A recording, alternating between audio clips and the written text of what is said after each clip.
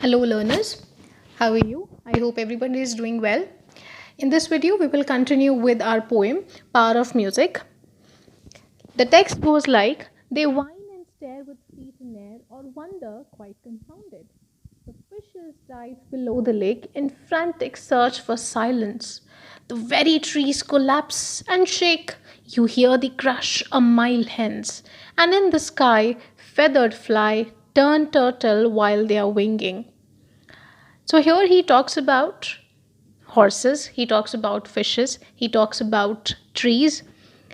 So, what is the poet here trying to say? As you can see, the pictures popping up. He is talking about trees, birds turning turtle, the horse whining. So here, horse whining means he is crying because of the pain caused by the song of Bhishma Lochan Sharma.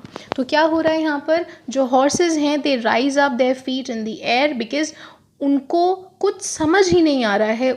इतना ज़्यादा बुरा है भीष्म लोचन शर्मा का गाना कि उनको कुछ समझ नहीं आ रहा है. They are confuse. और जब जानवर यानी एनिमल्स जब परेशान होते हैं तो उनका अपना अपना तरीका होता है ये दिखाने का. तो हॉर्सेस क्या कर रहे हैं? They have Ryzen up their feet in the air. और fishes they swim deep down inside the river to save themselves from the pain of his singing.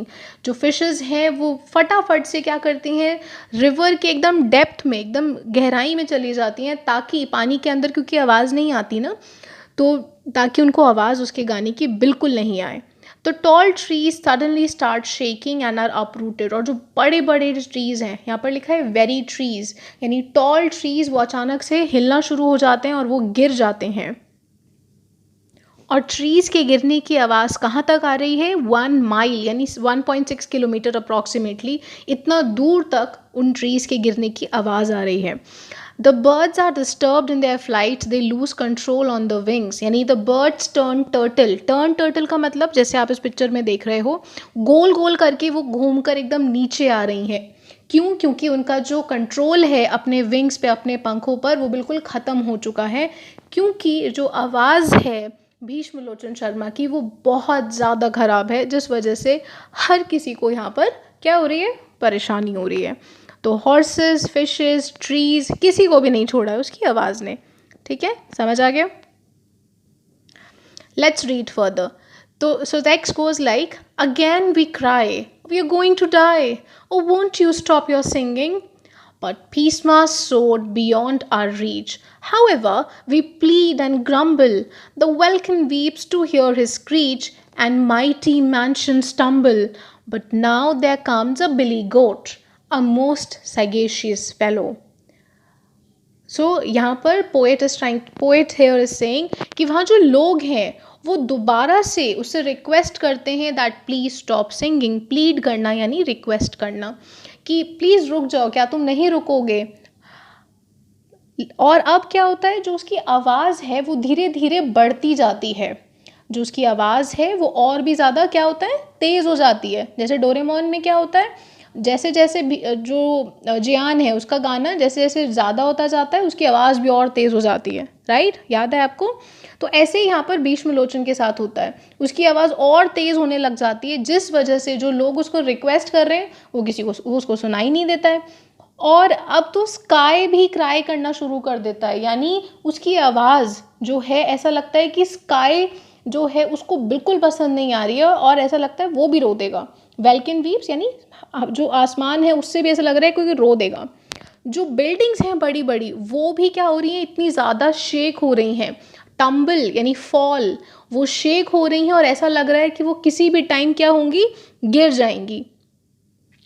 But यहाँ पर अब कुछ होता है. यहाँ पर एक बिली गोट आता है. बिली गोट यानी एक मेल गोट. ठीक है, तो यहाँ पर एक मेल गोट आता है और वो बहुत वाइज है, यानी वो बहुत समझदार है. तो वो कुछ करेगा, चलो देखते हैं. He downs his horns and charges straight with bellow answering bellow. The strains of song are tossed and whirled by blast of brutal violence, and Bhishma Lochan Sharma grants the world the golden gift of silence. So आप देख रहे हो यहाँ पर billy goat, this is the male goat, and finally people are relieved. But how? So यहाँ पर जो बिली गोट है यानी जो मेल गोट है वो क्या करता है, वो अपने हॉर्न्स को नीचे करता है बिकॉज वो भी बहुत परेशान था। तो लोगों की परेशानी को कम करने के लिए, क्योंकि ये बहुत समझदार था, तो ये आता है, अपनी नेक को बेंड करता है और हॉर्न्स जो हैं वो ऊपर हो जाएंगे and he starts running towards Lochan, और वो भीष्म की तरफ भागना शुरू करता है। और जब गोट भागता है तो उसमें से आवाज़ भी आती है। तो क्योंकि भीष्म ऑलरेडी गा रहा था तो उसकी आवाज़ और जो गोट की आवाज़ थी वो दोनों हिट करती यानी कोलाइड करती हैं आपस में। तो यहाँ पर गोट आता है और ज़ोर से उसको पीछे बैक पर हिट करता है एंड उससे क्या होगा, Bhishma Lochan Sharma is raised up into the air, वो हवा में उछल जाता है और जो उसकी आवाज़ है क्या होगा उसको, वो भी बंद हो जाएगी। तो जैसे ही उसको गोट मारता है वो हवा में एकदम उड़ जाता है एंड उसके बाद जो उसकी आवाज़ है वो एकदम बंद हो जाती है।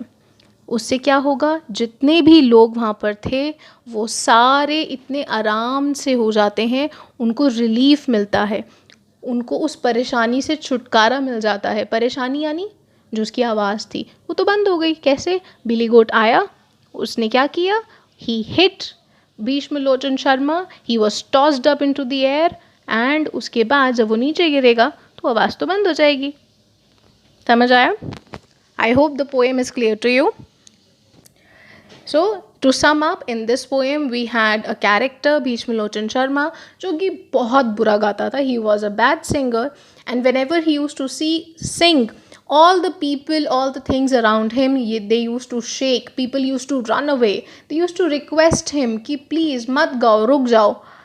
लेकिन एक दिन क्या हुआ, वहाँ पर एक बिली गोट आया and he hits Bhishma Lochan Sharma and he is tossed up into the air, वो हवा में उड़ जाता है. आपने देखा होगा कार्टून्स में होता है ना ऐसा, तो वह हवा में उड़ जाता है and when he falls down he is quiet and everybody is very happy. Okay, understood? So the question and answers are also very easy, and in case you want me to explain them, you can tell me in the comment box. Okay, you can see part 1, 2. It has been already posted, आप उसको देख सकते हो and इस part को दोबारा देखना ताकि आपको पूरी पोएम अच्छे से समझ आ जाए. All right, good bye.